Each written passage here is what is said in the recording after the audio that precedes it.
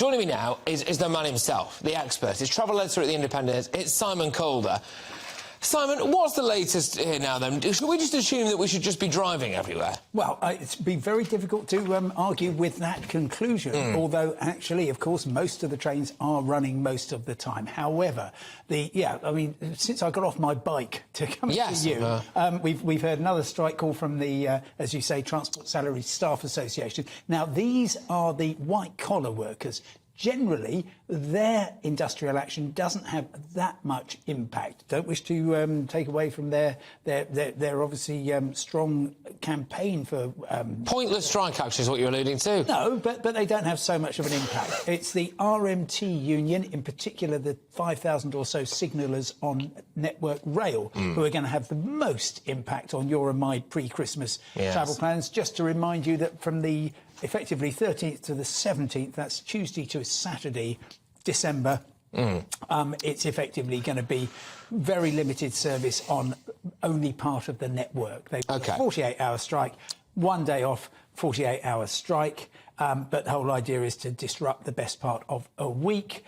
We've also heard, and actually I went along, Ellie Costello there at King's Cross, I went along to have a word with Mick Lynch. What's he saying? Well, you see, so I was talking to him first of all about the Eurostar security strike, which may possibly, in the astonishing confetti of strikes that you've been hearing about this afternoon, may possibly have slipped past you. But Eurostar security staff, who apparently get as little as, what, £10.66 an hour for their work. But I'm sorry, is that not... That's borderline illegal, isn't it? Well, quite. It's highly questionable, because that's almost as little as you get, I think. Oh, absolutely. Well, I actually pay for the privilege of being here. And the nation is grateful. Oh, they are? Yeah. Right, so whatever they earn, it's not enough. They are going on strike. They don't work directly for Eurostar. They work for an outsourcing contractor. But the union says Eurostar is rich enough and they need to pay these people properly, and we're going to strike on the 16th, that's Friday, the 18th, that's a Sunday, and then the following Thursday and Friday. Just hear me out on this, OK? Robot trains. Robot trains, they don't take any holiday, they don't go off on maternity leave. Everyone's entitled to maternity leave, well, women. They don't go on strike, they can't strike. The only way they'd strike is if we programmed them to. We wouldn't do a thing like that, would we? Robot trains, and no need for people on the platforms, because we could just have high-tech CCTV firms, and we'd render people like Mick Lynch null and void. No, that's not going to happen. OK, I'll tell you why. Is that a startling lack of ambition? No. So if you take the Docklands Light Railway, the only so-called driverless trains in the UK at the moment, it shuttles around the eastern part of London, generally fairly good. That's not true. There's one at my local zoo. OK.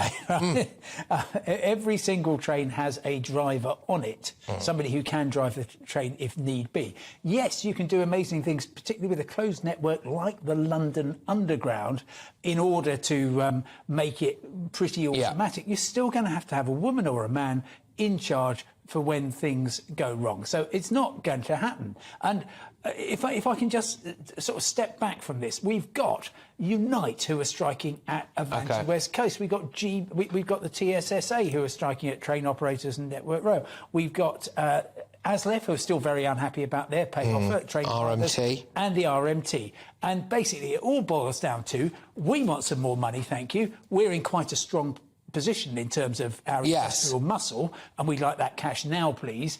And them talking to the Network Rail and the train operators, who say, we can't give you any more money, it hasn't been signed off. And then you've got the Department for Transport saying, well, it's nothing to do with us, you're employed by those people, we'll try and facilitate. And that is what's absolutely frustrating them. So yesterday we had Mick Lynch writing a very angry letter to the Transport Secretary, Mark Harper.